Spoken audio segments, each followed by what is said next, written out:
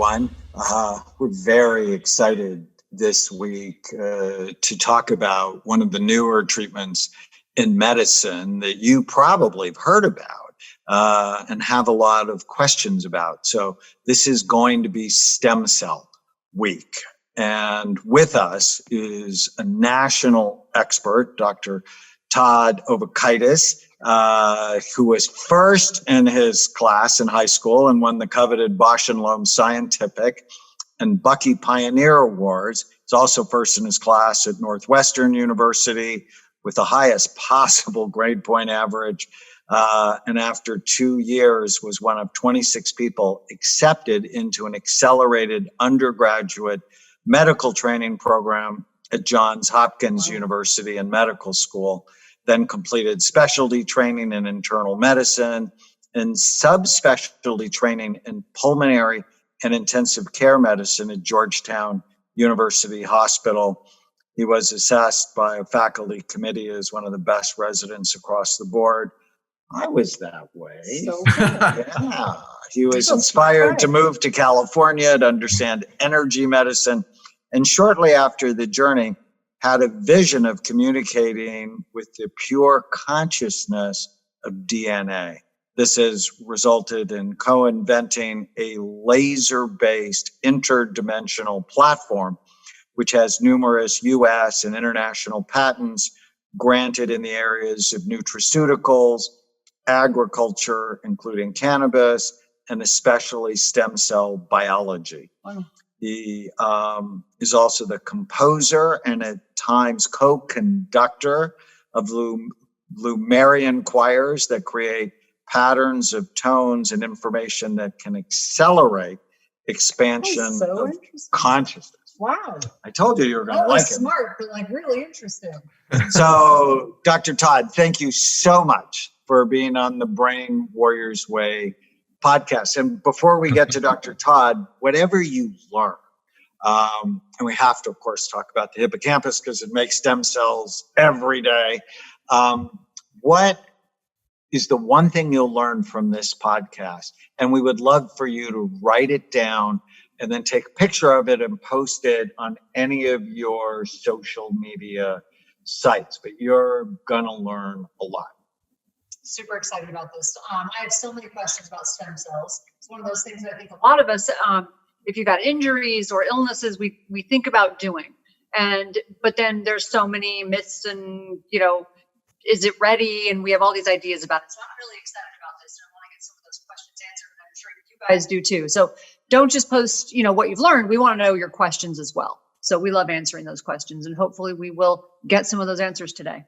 Great. So, Dr. Todd, tell us more about why you have just been so excited about this field. Well, my great interests really, I would say, are health, wellness, and longevity, especially as it relates to the human potential. And since I was in the 8th grade, I had this passion for DNA and understanding it in every aspect of it, and had this inner knowing that if we understood everything about DNA, that we'd be able to figure out how to eradicate any illness, as well as to rescript our biological program, how long we can live and how youthful and healthful that we can be at it. It's so interesting. So most 8th grade boys want to know everything they can know about girls. And you were already focused on DNA. Like that just says you're very different right there. Probably sadly, really, but it's true. That's kind of wild that you were already focused that far ahead into the future. And didn't you told me you did some work at NIH as well. Was that in stem cells? Yes, that is actually where the stem cell story began. And the context was we had just created a new type of laser technology, and we can talk a little bit about that. It kind of helps to be able to show the diagrams to understand the geometric relationships. But fundamentally, what we invented was a way to recombine laser waves in a profoundly different way. So normally laser waves are in phase. That's how you get a so-called amplified wave. And what we did was create an optical invention where you could recombine the waves to be exactly out of phase. So when they're out of phase and you add them together, you actually get a sum zero of the electric and magnetic fields. And with no net so-called E or B field, then the beam can go much more deeply through a medium. For example, we work with red for our stem cell therapy, and the red wavelengths typically only go about 5 millimeters through tissue, which is not very far, maybe a quarter inch. And when we recombine the waves in this manner, at least in theory, that wave pattern can go all the way through the body from one side to the other. So it's a vibrational signal. In a sense, we convert transverse waves of electromagnetic energy, which are photons, into longitudinal waves that are more sound-like. So it's literally called photoacoustics, or delivering a sound wave-like vector through a medium. And yeah, the NIH connection comes in where we built our first device, and we built it in red because it was cost effective to work at that wavelength. And the question was, will that waveform interact with anything and do anything? It might go 1,000 times more deeply through a medium, but because of its structure, there might not be an effect. So the question was, will it do anything? And I had a colleague at the NIH whose specialty was bone marrow transplantation, and she allowed us to do an experiment, and we had a technology transfer agreement with the NIH for this. And we passed the beam through a flask of stem cell-like cells, technically called KG1A cells. And we did it in a typical experiment for 5 minutes, 10, 15, 30, and 60 minutes. And the question was, will it do anything?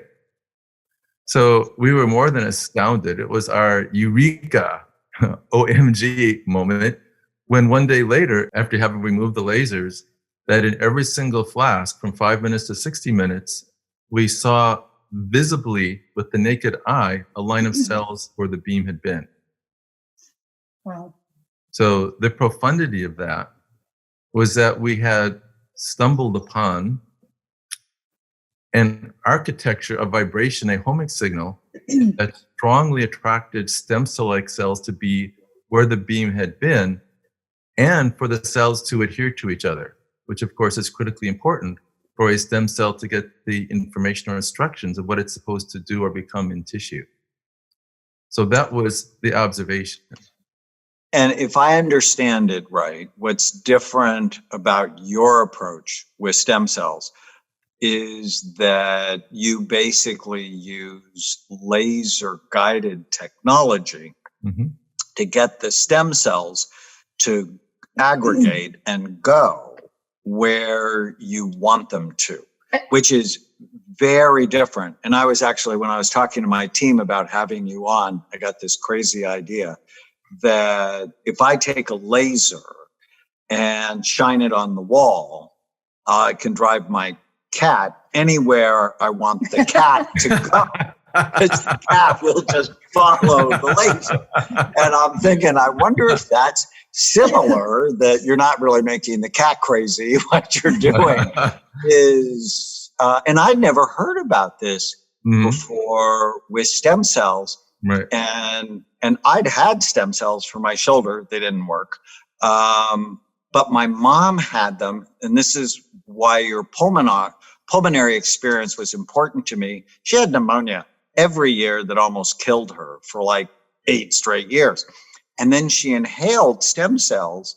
And really, this has not been a big health issue. No, she even had COVID. Since she survived COVID. Wow. Okay. And so you have a question? No, I'm just curious because of the laser guided stem cells, because one of the things I have heard in the past is that when they just inject them, many of them die. So the stems, I'm wondering if the laser guided therapy helps to preserve more of them. It could, because they're going into one location or a very specific location. Does it help in some way from that standpoint? It can, yes, and whether the cells live or don't live is another set of questions about the type of cells being used. Okay. Yeah, and the biggest issue there is the distinction of whether the cells come from the same person, which is described as auto or autologous, or if it comes from a different person, which is called allo or allogeneic.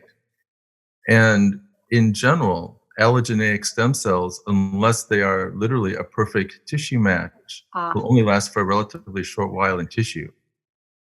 That makes sense. Yeah. So, for example, cord blood is being used relatively regularly in the US, and it's actually somewhat contrary to the regulations around it, but that's a different set of questions we might talk about. And the basic utility is that the cells not being a good match, unless they just coincidentally happen to be a close enough tissue match, that in general, those cells will only last at most for a few weeks in tissue. They will provide cytokines, chemicals that are growth, regeneration, and repair factors, and there can be benefits from that. But as far as those cells actually incorporating in tissue as new cells, that generally does not happen. So our work is almost exclusively now with autologous cells, cells derived from that same person, prepared in a way that the cells have high viability. And we use a class of cells that is very unique, that we can describe their features that are incredibly powerful, that are a perfect match for that person, that are small enough to get to the lung when you inject them, and also small enough to cross the blood-brain barrier, especially when given a photoacoustic homing signal, to increase the probability that they go where you want them to go. In essence, that's what we want to talk about. So when we come back, we're going to give you sort of a primer on the science of stem cells and what you need to know. And if you learned something, hopefully you did, write it down, take a picture of it, post it, hashtag Brain Warriors Way podcast. You can go to brainwarriorswaypodcast.com, leave us a comment, question, or a review. Dr. Todd, we're just so grateful. Yeah. How can people find more about your work? So there's a site that gives general information, which is drtoddo.com. drtoddo.com. That's so much easier. I love that. All right, stay with us. We'll be right back.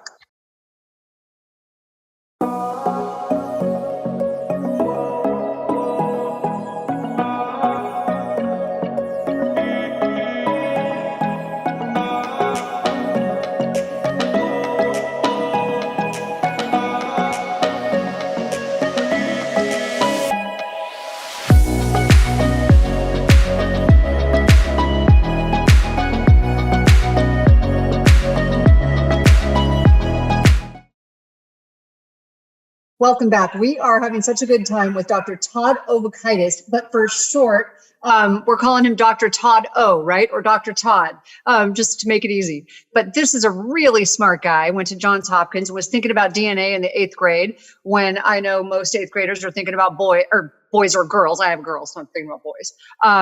And you were thinking about DNA, and I just find that fascinating. So we're having such a good time. Please post your questions, what you've learned. We'd love to answer your questions. So go to brainwarriorswaypodcast.com. You can leave that there. You can also leave us a review. We would be grateful. And we would enter you into a drawing for one of our books, either my book, The Brain Warriors Way Cookbook, or Daniel's book, The End of Mental Illness. And welcome back, Dr. Todd. We're just having such a good time. And we're going to talk about, basically in this episode, we're going to continue with stem cells, the laser guided stem cells, and what you were talking about earlier, the how they differentiate, why you're using the process that you use. And I'm really interested in this sound, what you were talking about with sound and making them, please repeat that. I don't want to mess it up. What you were repeating about how to make these stem cells go where you want them to go specifically. Right. In essence, to be poetic, we are singing the song of stem cells in light. We convert the light wave patterns from the laser into a sound wave-like waveform. So it starts with light, but it has sound-like characteristics, so it's called photoacoustic. So we start with light, we sing the song of the stem cells in light, and they're literally hearing the vibrational pattern that resonates with their surface molecular structure. So fascinating. Let's back up and just really help people understand the basics of stem cells and what they need to know. I often say the hippocampus is a very special structure in the brain because it produces about, at least this is what I've been told, 700 new baby stem cells every day. The hippocampus is Greek for seahorse because it looks like a seahorse.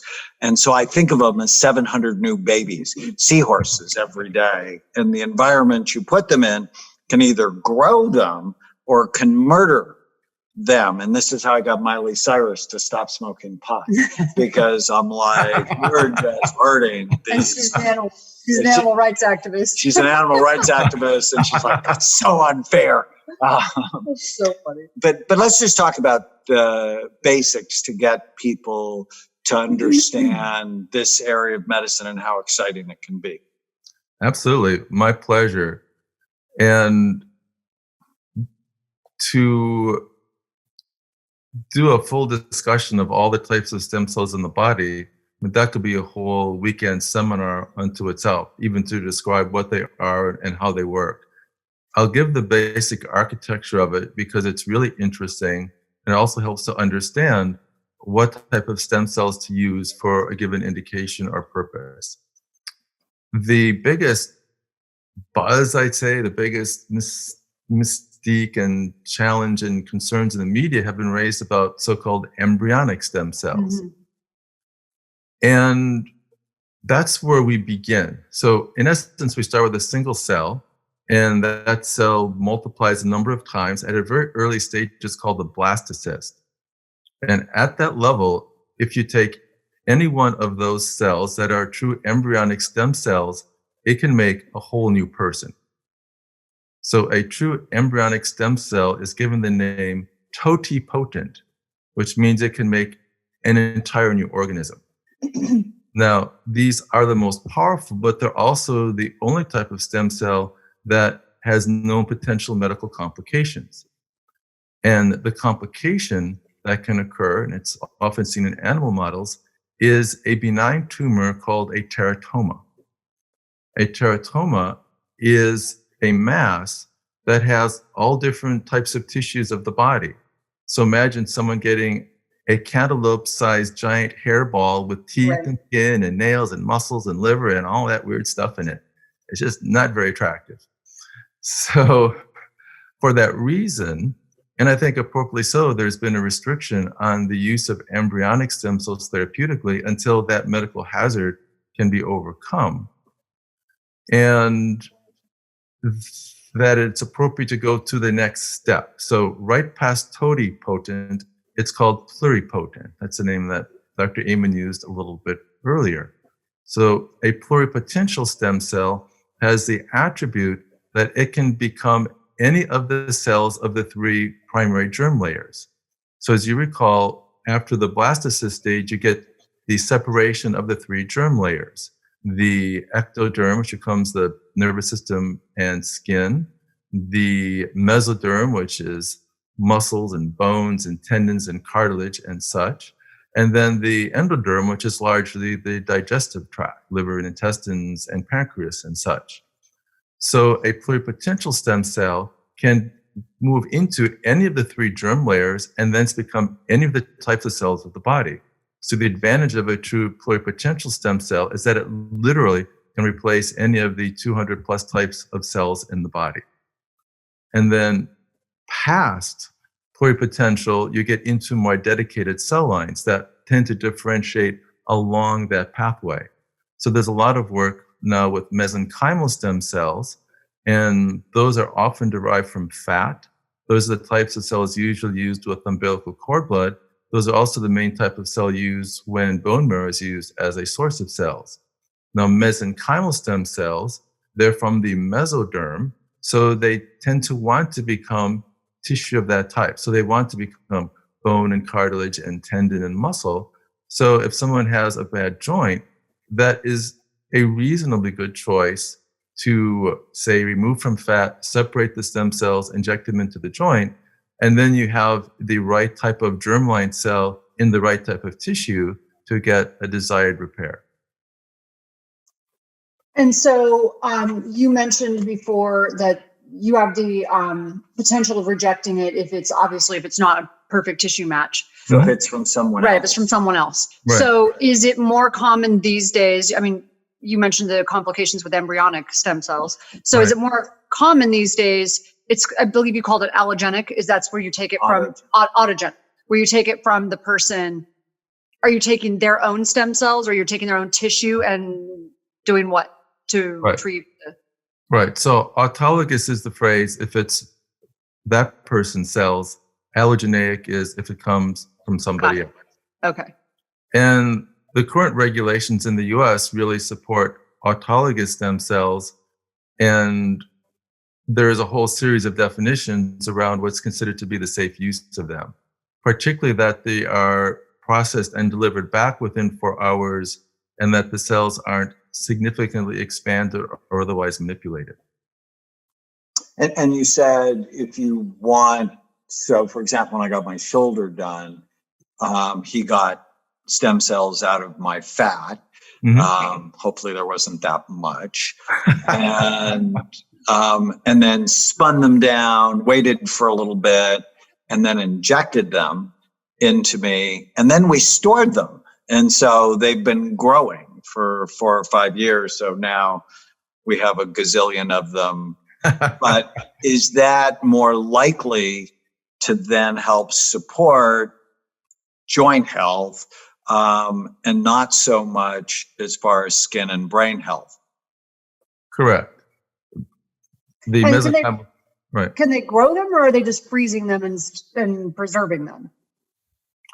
No, they can grow them, is my understanding. They can grow them, and that would just be a question for the technicians at the lab. In other words, once they harvested and purify them, did they subject them to some cycles of expansion where they tend to be grown to confluence in the discs, in the flasks, and then when they go to confluence, then they will say, take that and put that in 10 more flasks and grow them out. So there can be a so-called number of passages of the cells to get a bigger number of them, because sometimes part of the therapeutic aspect is what is the actual number of therapeutic cells that are delivered. And that gets into another set of technical issues, because in my own experience, I found that low passaged cells, when they are expanded, tend to be effective and anti-inflammatory, but if they're passaged too many times, this is with cord blood stem cells, I've seen them shift from being anti-inflammatory to pro-inflammatory. So there is some art and science around how the cells are expanded, how many times they're passaged, how much the expansion factor is, and so forth, and then ultimately what type of tissue that they will be used for.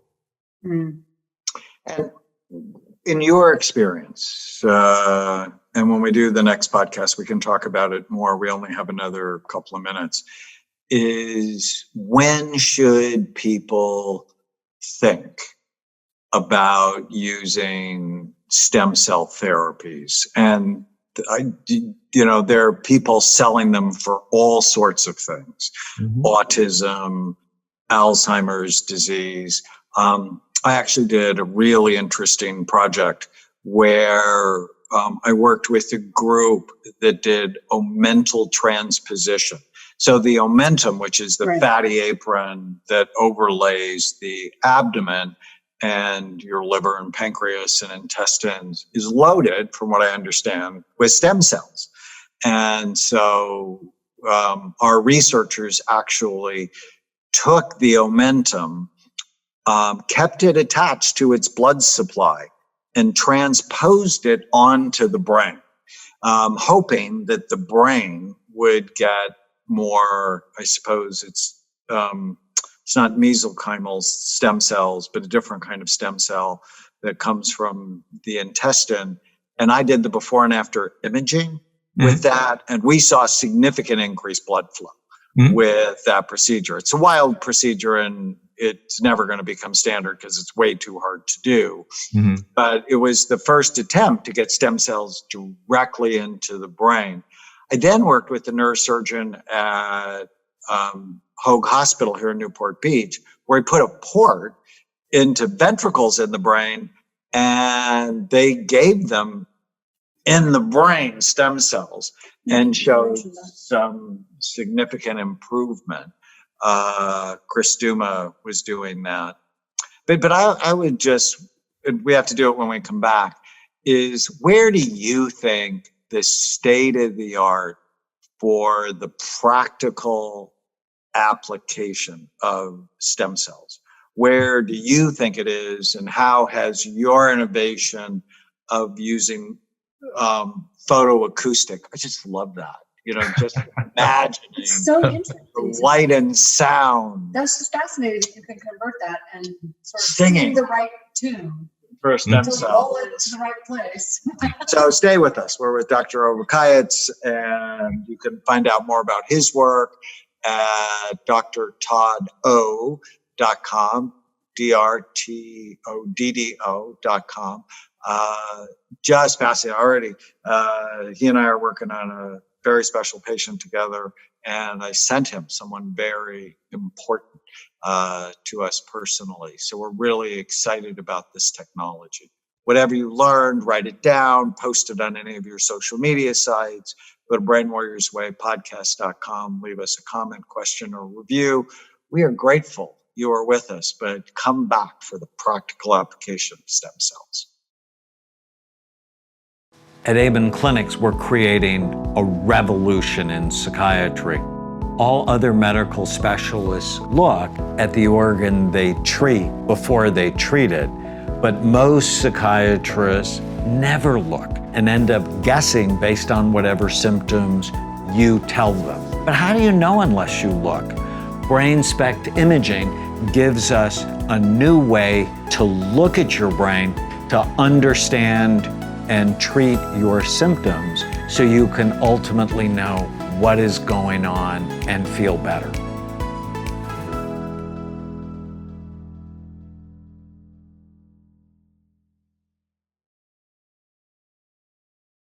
This is really the Brain Warriors Way podcast. Brain Warriors are into science. We want you to be armed, prepared, and aware to win the fight of your life. And what better tool to use than your own body to help you heal? Obviously, you have to eat right and exercise, get the right nutrients to put your body in a healing environment. But the idea of being able to use your own stem cells is pretty exciting. So Todd, talk to us about what you think is really the truth now about how people can use stem cells in their own lives. What do you think is hype, and what do you think there's actually solid science to support? Very good question. And our work really has focused on a very special type of stem cell that is kind of like, I would call God's gift to stem cells. It's astounding, the implications of it, what it is, what it does, how it works. And if we really had the time, I could go through like the menu of, for different types of situations, what would be the preferred type of stem cell. And that is an evolving art from the downside, from the aspect of where is the hype that is overpromising and not delivering. I believe it's largely from those areas where allogeneic stem cells are produced. They're sold. They may have some benefits because for a period of time in the body they're making growth and repair factors, but it can be very variable. The cells probably are not going to incorporate in any meaningful way, and there is a lot more promise than can actually be delivered. And there's a lot of that going on. Then we get into the autologous world, and there are strengths and limitations of the different types of autologous cells. The limitations of the mesenchymal stem cells from fat are that the older the person gets, the older the stem cells get, and the less effective they become. So it's known that the stem cells from fat from a 20-year-old person are much more active and effective than from a 70-year-old person, for example. In addition, the cells are big. The average size is 12 to 30 microns, which is okay if you're going to inject them as is into, say, a joint space. But if you want to use them, say, for neuronal repair or for cardiac repair, or at least to turn back the aging clock, if you inject them intravenously, as you know, the first place it goes to is the right side of the heart and the pulmonary circulation. And pulmonary capillaries are only about 6 microns in diameter. So you don't very effectively get a 12 to 30 micron ball through a 6 micron tube. So if you deliver them intravenously, they basically lodge in the lung. And there again, they may provide a chemical factory, growth and repair factors that can have a systemic effect, and there can be benefits. But other than wanting to get them to the lung, where it might be useful for COVID-19, for example, and some studies are showing some benefits there, that they're not likely to get to a target organ that you want them to go to and incorporate as cells in that tissue. The workaround, the revelation, the aha moment, is that there is a special type of cell called, the technical phrase is very small embryonic-like stem cell, or VSEL, and the abbreviated name is a V cell. And what's unique about these cells is that for unknown reasons, at or around the time that we are born, these cells go into hibernation. What's unique is that they are truly very small, typically 2 to 4 microns in size, and they're also truly pluripotential, which means that they can literally become, depending upon the chemical or cellular environment you put them in, any type of cell in the body. Not only that, because they go into hibernation around the time we're born, their telomeres are at a newborn caliber, and they tend to remain at newborn caliber throughout life. So if someone is 5 or 10 or 50 or 90 years old, their V cells may be just as robust, active, and potent as the day they were born. Wow. Like literally having saved their own cord blood and circulating around their bodies their whole life. What we have proven in laboratory work in the UK with a collaborator named, excuse me, Dr. Peter Hollins, is that we have effectively developed a method just from someone's peripheral blood to separate and concentrate these cells, and then with our photoacoustic method also to awaken these cells from their lifelong slumber. And then once they are awakened and functional, metabolically active, and we give them intravenously, because they are so small, only 2 to 4 microns in size, they easily can get through the pulmonary circulation and go anywhere through the body. And the next step is using the photoacoustic signal, the song of the stem cells. We can direct that beam, usually from a few different directions. So where the beam overlaps is the strongest signal for exactly where we want the cells to go 3-dimensionally in tissue. So at any age, these cells can be used to go anywhere in the body 3-dimensionally and turn back the clock, in essence, to newborn cells. So every individual pretty much has these cells, and you are learning how to isolate, or you have learned how to isolate these cells from the rest of the cells. Right. That's pretty wild. And you're getting them, you said, from peripheral blood. So you just Right. needle in someone's That's so crazy. vein in their arm. And then how long does it take you to identify these cells? And then do you then go and grow them? Or how does that all work? Well, the beauty of it is that we have validated in a general way the cell separation and concentration method. which is very efficient. For a systemic anti-aging treatment, we just draw 60 cc's of blood, or 6 tubes of 10 cc's each. And our preparation process takes 30 to 45 minutes. Wow. We harvest an adequate number of cells that we don't need to expand them. We're not really allowed to anyway in the US, but we don't need to. So within an hour of the procedure starting, the cells are separated, concentrated, and activated, awakened, and can be delivered intravenously. And then the next process is about 20 or 25 minutes for that person's highest priorities for tissue regeneration to go from one area to the next to the next. Wow. That's a really short process for something that is so interesting. I want to do this. I really want to do this. I turned 51, and as soon as I felt like as soon as I turned 50, I really felt like it just like aging does not happen in a linear fashion. It just like all of a sudden there was this massive jump. So, well, one of the things I'm really interested in. So Tana, we talk about this, had a hysterectomy like 18 months ago. 2 years ago. 2 years ago.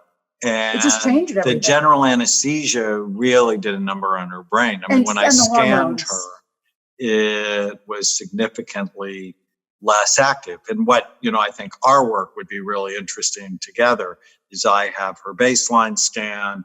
If you did the photoacoustic stimulation in her brain after you injected her, would that show improvement in cognitive function, brain function? And not just my brain. So what I noticed was he often jokes that the only time I scare him is when I act like a girl. And I often joke that I felt like I was neutered after that surgery. So my drive, I just felt lethargic. And what I'm hearing you say is it sort of gives you this vitality back, if I'm hearing you correctly, depending on what the application is. Right. And so, yeah, I would love to try it. What's the harm? I'm sure there are some risks, and we should probably talk about risks. But that's really interesting. I'm fascinated. I'm in. Well, and so talking about going to vulnerable areas. Mm-hmm. So one, general overall health and vitality. But you tell me, in your experience, where have you seen it really work well and people are really happy, and areas where it just doesn't work well and people are disappointed? Mm-hmm. We have had very good results, and our most extensive experience is with neurologic, cardiac, and joint issues. If we're talking about localized areas where there are symptomatic issues that can be improved, if there's literally more healthy cells in the area to do that tissue's job. So in general, we tend to get good results with those areas. And sometimes it's really surprising how quickly it can work. So one of our really amazing cases was a Harvard research neuroscientist. So he really knew the brain very, very well. And he had suffered quadriplegia at 300 feet under the water. He apparently got an air embolism in a spinal artery at depth and couldn't move his arms and legs, and ultimately survived it and recovered some function, but was left with a variety of defects, including neurogenic numbness in his left leg and no sensation in the palms of his hands. And what was amazing was that only 3 hours after he did the treatment, the numbness in his left leg that he'd had for 35 years was nearly gone. It was nearly same as the other side. And so that suggests, as he said, his theory was that they're idling neurons, that if you give them vital, active, energetic cells around them, it can recruit idling neurons to be more rapidly active, like almost flipping a switch. So that was a rapid effect. And then a slow effect was what he described with the palms of his hands, which is he couldn't differentiate, say, a key from a coin in his pocket. You have to take it out and actually look on the counter and pick it out. And that over several weeks, he started to have more and more sensation. He could actually tell one object from another, but it took probably about 3 or 4 months altogether before he said 90% of the sensation was back. And he felt that probably suggested new neuronal generation, so actual formation and reconnection of new nerves. So it can be rapid effects and slower effects. Now, for heart failure, we did a study in Armenia where we gave the cells IV, as is our protocol, and then directed them through this photoacoustic process to the heart. That only was 5 minutes of direction from the anterior chest, 5 minutes from the left lateral chest, and I'm a pulmonary specialist by training, so I know exactly where the heart lives inside the chest, three-dimensionally. And the comparison was a meta-analysis of almost 1,500 patients where those treatments were given intracoronary or intramuscular in the heart. And the average improvement in function in that meta-analysis was about an 8% increase in cardiac function over 6 months. So in contrast, our cells given IV with this photoacoustic direction, instead of 8% at 6 months, we had 14% in 3 days. Wow. Which increased to 25% in 1 month, 37% in 2 months, and plateaued at 50% in 3 months. Oh my gosh. That's what I was going to ask you is, did it last? But it didn't just last. It actually kept improving. Right. Wow. That's amazing. That's really good. When we come back, we're going to talk more about the practical application. And I want to know some of the risks. We want to talk about risks. Yeah, and costs for Side people effect and as well. But it's just so fascinating. We're so grateful to Dr. Todd. To learn more about his clinic and his work, you can go to drtoddo.com.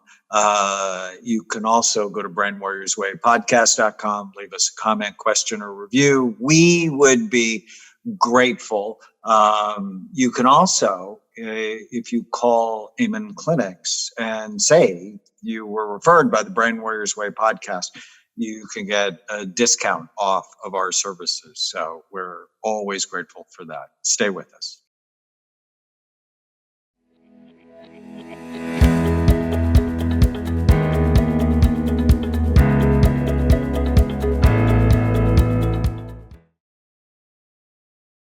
Welcome back. We are here with Dr. Todd O, and we're just having so much fun talking about stem cells. Before we get started, please, if you have any questions or concerns, or just what you've learned, post it. You can take a picture of yourself and post it. You can also go to brainwarriorswaypodcast.com. You can leave us a review or questions, and we will enter you into a drawing for one of our books, either the Brain Warriors Way cookbook or Daniel's book, The End of Mental Illness. We just love hearing from you. But I'm just really enjoying this. And we've talked in our last episode about some of the practical applications. And off air, Dr. Todd, we were talking about some of the anti-aging implications. Now, for me, I also would love, from a health perspective, as someone who had 10 medical surgeries, I'm thinking going down the checklist, I could do it for this and this and this and this. But I'm at that age. I'm 51, and I've every day look in the mirror and I'm like, I should probably get my eyes done, or I should get a facelift. But I don't really want to. I'm afraid to, because I see some of the botched jobs, or I also worry about anesthesia, like all of those things. There's many things that can go wrong. And we were talking about the anti-aging implications of this. So tell us about that. And then afterwards, I'd love to hear about some of the risks as well. Sure. So our biggest forte, I'd say, is general anti-aging. And when we do that protocol, when we inject the cells IV, they do go everywhere from the body through head to toe. However, we focus the cells on the parts of the body that are slower to regenerate. So we focus on the brain and spinal cord, as well as the endocrine system. So we send cells then to the pineal, pituitary, thyroid, thymus, and adrenals, plus or minus gonads. Now, what's really interesting is that the V cells have been proven and are the only type of stem cell that would be safely used to be able to become new eggs and sperm. Wow. So if a woman is, say, near menopause or just crossed over, at least in theory, these cells could repopulate the ovary and turn that back. Wow. And there is work done in this area using a somewhat different protocol than ours, where the cells are actually injected intra-arterially into the ovarian arteries with improved fertility. So the overall anti-aging potency is pretty great. And the concept of photoacoustics is just like any other quantum physics. It's about probabilities. So when we say for anti-aging, direct the cells to the brain, spinal cord, and the endocrine system, the hormonal system, that the cells are circulating everywhere, and they do go everywhere, and they will tend to go more to parts of the body where there is an inflammatory process, because that attracts the cells there. Yet they will also be distributed. So there will be an anti-aging effect from head to toe with an augmented effect where the signal has been given for the cells to increase the probability of going there. Wow. How many B cells do you think you're injecting? Because it sounds like you're not growing them, you're just isolating them. And do you have a sense of how many you're actually, what's the size of the army? Well, it's interesting. This is a controversial area, and the numbers kind of differ throughout the literature. In the work that we confirmed with my colleague in the UK and are about to publish, we're planning to submit this paper potentially as early as the end of this month. The numbers that we got were higher than are reported in the literature. So many of the articles will say the numbers are about 1,000 of these VSCLs per milliliter of blood. And when we did our process, what was different is that the cells were also photoacoustically awakened. So what we believe is happening is that we gave the cells a stimulus to express the markers typical of B cells, so that there are actually more cells recorded. In a typical 60 cc draw of blood, the approximate number is about 20 million cells. So you got it before the publication. And side effects? Are people having any side effects from this? The most common side effect, if you want to call it that, is that, and I'd say it's about 10 or 20% of people getting the procedure experience an increased need for rest. So it can feel like a mild flu. It can be a few days of being somewhat fatigued. It may last for a week or so. And we believe this is a so-called cytokine effect, that the new cells are releasing chemistry, growth and repair and regeneration factors that may put the body into a state of rest and repair. So some people experience that. Other people may actually feel more energized right away. And even if people have that fatigue feeling for a few days or a week, generally the energy recovers quite nicely and is higher than before. And other than that, we don't tend to see what you would call an adverse effect. So obviously they're not going to reject it, right? Because it's their own cells. It's theirs, right? Right. And what does it typically cost? Or what's the range? I mean, I'm sure it depends on How much each you do person and so on. Right. But just to give people a sense. And is it one treatment, or do you need multiple treatments? Like, what's the protocol? Well, it's a lot of questions. Welcome to the Brain Warriors way. So the full price for those with lots of resources would be $10,000 for a treatment. And we adhere to a sliding scale concept, or it's actually called Reynolds rule, where those that can afford to pay the full price, in a sense, subsidize those that don't have the means to pay the full price. So often we reduce it to $7,500, even less than that, depending on the circumstances. Some cases we do procedures at no charge because there are circumstances for that person and we can assist them and we have the ability to do so. So it ranges, but that's sort of a typical fee, and that allows us to keep doing what we're doing, not only technically providing the procedures, but also continuing with the research and the IP stuff that goes with it, etc.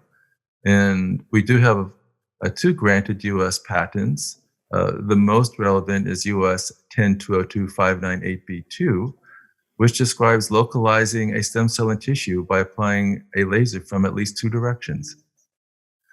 That's awesome. So it doesn't require, you don't have to do this like, it's not like you're going to come in and they're going to go, oh, we're going to sign you up for a package of 10. Or do they? Are there some people who want to keep doing it? What the key factor there is the individual variation in response. Okay, so that makes sense. Yeah. And probably our best example is what we've studied with heart failure, because there's such a clean, objective measure of the response with the cardiac ejection fraction. Mm-hmm. So a normal heart pumps out 50 to 65% of the blood when it's at rest. That's the so-called normal ejection fraction. Whereas severe end-stage heart failure, the ejection fraction is less than 30%. Mm-hmm. And in the study that we did in Armenia, which was 10 subjects, everybody improved, but the low end of improvement was a 15% increase in function. Wow. But the highest end was 115% increase in function. So 20% of the subjects with just one application improved to a nearly normal ejection fraction. So the answer is, because of so much individual variability, we usually do one application at a time and give it some time to express the full regeneration effect that particular application is going to have, and then decide if another one is required. Right. And when I think about the cost of someone who's had 10 medical surgeries and not been pretty sick at points, Mm-hmm. I've gone out of my way to do some different treatments to feel better. Concierge or, things that are not just mainstream, they're pricey. But feeling awful and not being able to work is pricier, and it's miserable. Right. And cosmetic surgery is really pricey. So you kind of have to weigh it out. I mean, I don't want to minimize what the cost is for some people, but at the same time, what is the cost of feeling really good and productive and being healthy? Well, we're really grateful to you to help bring this information to people in our community. We're going to follow your work closely over time. I'm going to follow it really closely. All right. Well, I think she's going to call your office and make an appointment to learn more about Dr. Todd Ovokaitys. You can go to drtoddo.com. We're really excited to bring you to the Brain Warriors Way podcast. If you learned anything, please write it down, take a picture of it, post it on any of your social media sites. Go to brainwarriorswaypodcast.com, leave us a comment, question, or review. We'll enter you into a raffle to win one of our books, the Brain Warriors Way cookbook, or my new book, The End of Mental Illness. Thanks, Dr. Todd, so much. My pleasure. Thank you. If you're enjoying the Brain Warriors Way podcast, please don't forget to subscribe so you'll always know when there's a new episode. And while you're at it, feel free to give us a review or 5-star rating, as that helps others find the podcast. If you're considering coming to Amen Clinics or trying some of the brain healthy supplements from BrainMD, you can use the code podcast10 to get a 10% discount on a full evaluation at amenclinics.com, or a 10% discount on all supplements at brainmdhealth.com. For more information, give us a call at 855-978-1363.